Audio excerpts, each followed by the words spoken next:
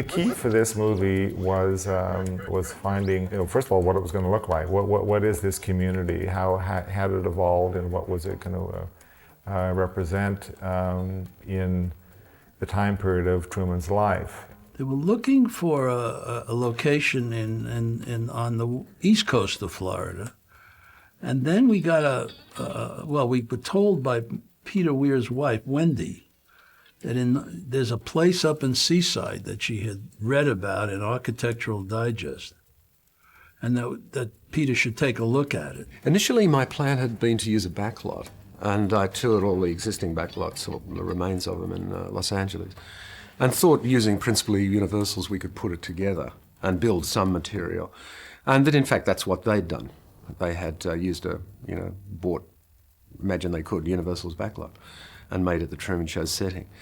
But it was wrong in a number of ways. It was expensive to hire. It was also composed of bits of France and Western Street and all of that, bit of downtown. But I thought I might use that. At one point it was going to be that, Truman would have grown up with a Western Street and with a bit of Paris and a bit of Manhattan.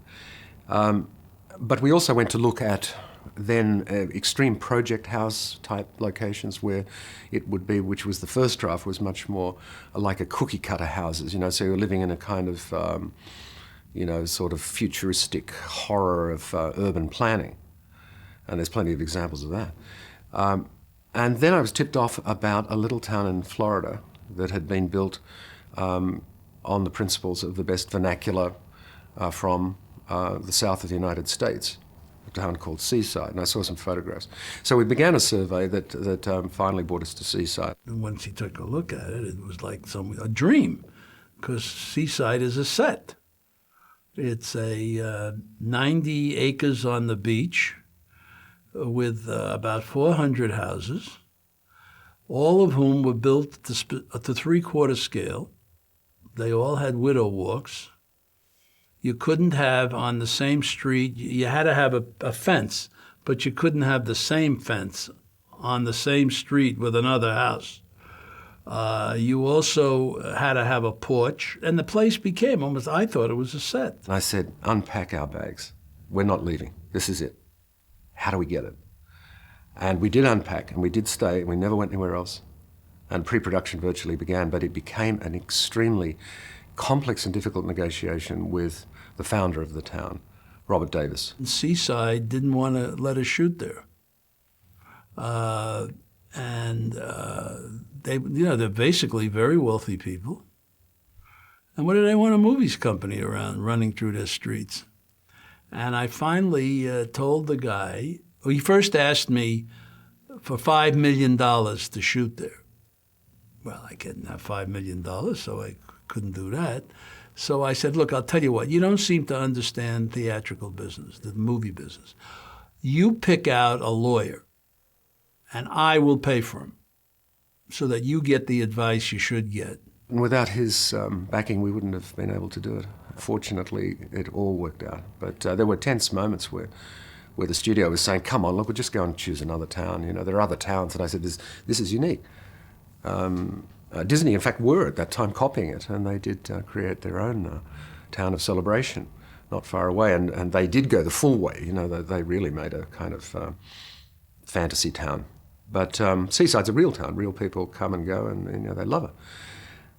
But it was a key player in the film, and I think without it, the film would be less effective. And we were able to create that closed-in feeling because of it. The only building we did really was built some of the, added on for his office. We added on to an existing building.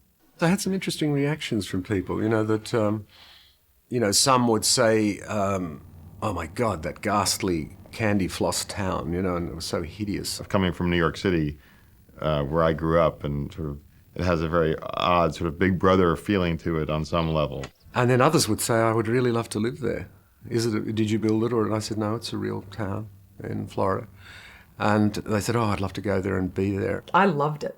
I mean, I had a wonderful time. There were a lot of people on the set and the crew that the town sort of creeped them out a little bit. I don't know if that was the residue of our doing the movie or just a pre-planned community, if that made them uncomfortable. And they kept saying denial. Everyone who lives here must be in denial. And I was like, I'll take denial. We were stuck in this little, panhandle creation of a town that the draftsman just came in and went, and it's just from another world. It's just looked like it dropped from, off a Norman Rockwell painting. Which only proved that the concept of the show worked. It is sort of like a set. I mean, it was our set. It looks like a set, but it's not. It seemed realistic enough that if in fact you were a child that had grown up, without any other knowledge other than what is presented to you, it would be believable. We all lived. I lived, and as did Laura, on the set of the movie. The houses that we lived in were actually picture houses, So I actually got a phone call one day. I was in my day off, and I was in my living room in my bathrobe, and I get a phone call saying, "No, get out of the room. You're in the shot. You're in the shot." Because they were shooting down the street, and I guess I was you could see me walking by back and forth in the window. That's how integrated it was, this sort of fantasy reality, Truman Show, TV, not TV, film, not. It really became this phenomenal blur of cross between storytelling and living, sort of every actor's dream to live on the set, to live in the costume, in the character, and we sort of did that. Both Peter Weir and I had been thinking quite conventionally when we first spent 2 weeks deciding on where and how we would shoot this, in dissecting the city of Seaside and elaborating on how we were going to conceive this film. And Peter Bijou came and said, well, the camera positions should be like this and like this and like this. It kind of hit us in the strangest way because we were saying you were so absolutely right, because we were so focused on the design of the movie. When Peter Bijou came, the missing link came, and it was absolutely a wonderful moment. I remember it so specifically, where we all just kind of came together, with story, director, and design and cinematography. It all became one whole at that point, and it was a wonderful experience. I was blessed with Peter Bijou, a cinematographer of great experience, and I admired his work for ages, and we enjoyed from the minute we sat down talking about how to photograph it. And his background is extremely knowledgeable through the work of his father, who was very involved in lens making and camera building. And so he came up with fantastic ideas. He went and talked to his dad, as a matter of fact. But I'd always loved silent films, where they kind of, irised in, or they had a gobo effect, because the frame's arbitrary. We just settle on that framing. It could be anything. The frame could be looked like that, It could be like that. Depends, it's just what you want. So I enjoyed playing with the frame as a result of what was interfering with the shot, as a result of it being concealed. And it enabled us to give the film a particular look. There's practically no tracking shots, logically. Cameras are handheld inside baskets of fruit or briefcases. People walk around with them, and that was reflected. And it was a lot of zooms, and a lot of static lenses. And some of the framing needed to be off, and occasionally we would make an awkward framing as a result of not ideal camera placement. One of the biggest challenges, I think, for Peter in editing and structuring the movie was using those goboed views of Truman and views through pencil sharpeners, through compasses, through clocks or whatever else, through the car radio, as little clues to the audience that something was up in his world. And a lot of those shots that just maybe have the dark vignette around the lens, a lot of those were done just in camera. Peter Bijou would just, put something in the matte box. And that worked out really well if Peter actually knew that he wanted that on a particular shot. But as he cut the movie together and he would just restructure the movie back and forth all kinds of different ways, it turns out that shots that he thought he wanted clean now became important to have a vignette on it because of where it appeared structurally in the film. It was terribly tempting. It was a very dangerous road to go down because it was, for a filmmaker and for a DOP, it was very exciting. We can do this, and we could do this weird effect, and we did do some of them, camera and a pencil sharpener and stuff like that. But if you go too far with it, it would be distracting. Peter is very loath to ever tell an actor goodbye. I mean, he's a very moral person, there was another actor hired, and of course, this actor is a pretty good actor. I mean, he's famous. He's had a great career, and it wasn't working out. And finally, we just had to make arrangements to get another actor. Now I didn't have an actor. Well, Christoph was probably the only, in this brilliant script of Andrew's, the only weak link. I had not got it by the time the picture started. It would always work, but it wasn't what is now in the film. And that caused me to have to make a casting change because Christoph was not going to be shot until the end of the movie. The whole Christoph section was shot at the end of the picture at Paramount. He never appeared in Seaside. So there was another 2-3 months before we reached that point. And I had time still to be thinking about it. And by the time we got to the point, or close to the point of shooting, I realized I needed a different kind of actor. We didn't have an actor that Peter would take. And Peter's not someone you can say, use Sam Smith. He has to want the actor. And first he said to me, can you get me an English actor who doesn't sound English? I said, how about an American actor who doesn't sound English? And he laughs at those things. And we try to get actors. Some actors passed the picture. They were busy doing shows on their own, and they weren't, they didn't realize what the part meant. And we were at a point, we were at a stalemate with the studio. And I believe that at one point, it was a Thursday, when I'm sitting in my office feeling sorry for myself. Because on the following Tuesday, I had to close the picture down if I didn't have Christoph.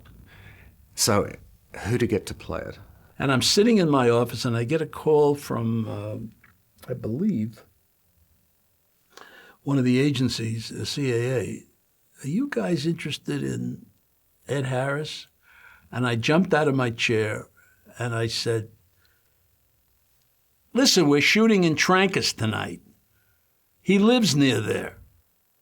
Get him in his truck and have him come over the set. I want him to meet Peter Weir. I think they sent over a script to me, immediately. I read it, got in my truck and drove up to the beach and met Peter in his trailer or something, and we talked for a while. He said he really wanted me to play this role. I talked with him just as we're sitting, and I said, he said, tell me as much as you can. I said, I can show you dailies and little cuts, and talked about Christoph. Peter hires him before we can make a deal with CAA. You're hired. I want you.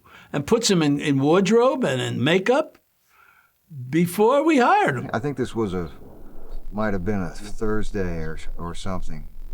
And I was supposed to start filming on Tuesday or something. I don't know how he did it, because I think it was a Friday or something I met him. We had to start shooting on a Monday or Tuesday, these sequences. And I didn't know until I got a phone call that he'd take it up in this short time. Yeah, it kind of blew my mind. I mean, particularly, I was reading it the first time with playing Christoph in mind, and I was going, whoa, how are you supposed to do this? How are you supposed to pull this guy off in terms of him being kind of, obviously this godlike figure, and so it was challenging, especially to kind of come up with something in a couple days that felt organic and justified. I think it actually was kind of a blessing in disguise to not have time to work on it or prepare or anything, because it had to be somewhat instinctive and intuitive, and it's the kind of thing you could kind of over prepare for. I remember the stories from the wardrobe department. He's trying to work out how to do this character at short notice, and he said, at the wardrobe meeting, he said, maybe I should have a hunchback. I was thinking, why, what kind of character, what individual would end up doing something like this, And so my feeling was perhaps, I'm going back Freudian things, I'm thinking, well, maybe if he had a very unpleasant childhood, really grew up taunted, troubled, he wanted to create this idyllic world for another child. So I said, what if he had a hunchback, what what if he had like not a huge grotesque thing, but like a hump on his back, you know? And Wendy actually got this thing, they made this thing for me, you know, to try on. I mean, Peter goes, I don't think so, Ed, but you know, you can try it if you want, you know. So she actually made this padded thing, you know, and put it on, put the jacket on, and it's like, no, let's not do that. But, you know, I was just trying to think of stuff. By the time we hit the deck on the day of shooting, you know, not you know, a few days later, he had that character. And I'm eternally grateful to him for it. And was fascinated to watch him work. Scenes had been rewritten somewhat and tailored for the new concept of Christoph.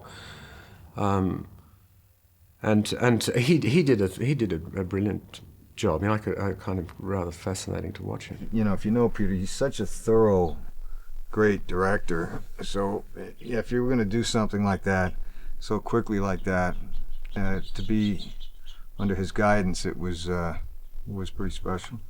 He gave a rounded character, and that's difficult to do with a villain and with a Hollywood movie. There's a kind of well-worn track that people accept. And so occasionally you get this kind of rare performer who can, beyond the screenplay, can flesh out a rounded character. And that character, therefore, will carry, as we all do, inconsistencies in their nature. And not contradictions, but inconsistencies. And that's what he does demonstrate, and therefore creates a believable human being. You know, Ed's really a genius. He has unbelievable power and had a real wonderful duality of his sincere love and sense of bond, you know, the bond that he had with Truman, and then at the same time a sort of, you know, inflated ego, maniacal, powerful undercurrent, you know, and the two of those things together, I think, made that dynamic really interesting. The producer, Scott Rudin, said to me that the reason he bought the script was essentially that passage, literally a rite of passage, on that little ship sailing across a fake ocean and hitting a fake sky. And he said he was very moved by it. And I said, for me too, I think, as I read the piece, was what completely enveloped me. It's surprising emotion in a piece that's really rather cool in a way. You know, it's energetic, but it's a very hard and cold look at a world. And the audience never believed that was a psych. You know, that's real. That's real to them. The sky was real, and he's suddenly punching a hole in the sky. And surprisingly comes this emotion, and you're pulled into feeling for him, as are the audiences of the Truman Show television show. So a critical moment, but it was that was there from the first draft of Andrews. I think the choice that Peter and Jim made to play that whole sequence on Jim's back after he hits the wall is really, like, it's the quintessential example of the power of Peter Weir as a director, because it would have been tempting to assume that you need to see a character's face in order to communicate that emotion. But Peter made such a bold choice to let the body language and the soundtrack and just the composition of, you know, the boat that represented his freedom juxtaposed against the wall that is just this unforeseen trap. And Jim's body English just tells the whole story. And then when he turns around, I cry every time I see that. He turns around and you see the anguish on his face. And that first glimpse of Jim's face is so much more powerful for having, you know, watched him have his private grief on his back at first. It was a really good movie, good film. Which didn't surprise me. I mean, you know, Peter doesn't make films that don't work. I think the Truman Show, you know, is relevant. That's one of the amazing things about it. It really is a relevant conversation today. As in fact, if not more relevant than it was 8 years ago. And it was definitely ahead of its time. I think we sort of had a sense of that even when we were making it. It's all about Peter Weir, as far as I'm concerned. You know, in the best possible worlds, every single actor would have the opportunity to work with him. I sort of wish that experience for everybody. He engenders, I don't know if that's the right word, loyalty. I mean, you really feel like you want to do your best thing, best work for the guy because he cares And he's good. Who would turn down this kind of a project? Jim Carrey and Peter Weir? It's terrific. You know, you can't really ask for more. I remember saying to Peter when we were nearing the end of principal photography, I said, Peter, you know, you've ruined me. You've ruined me. How am I going to match this? How am I going to repeat this? And you know, it's an incredibly rare experience. Again, you know, Peter was so brilliant in putting it all together. It was just terrific to collaborate with him on it and have him actually find the project, you know, which I talked to a lot of other directors who'd read it and couldn't figure it out or couldn't quite understand what it was going to be like, and I was glad that it settled with Peter. One question was it too early to bring this movie out? Was it a relevant enough conversation, or did it seem too outlandish?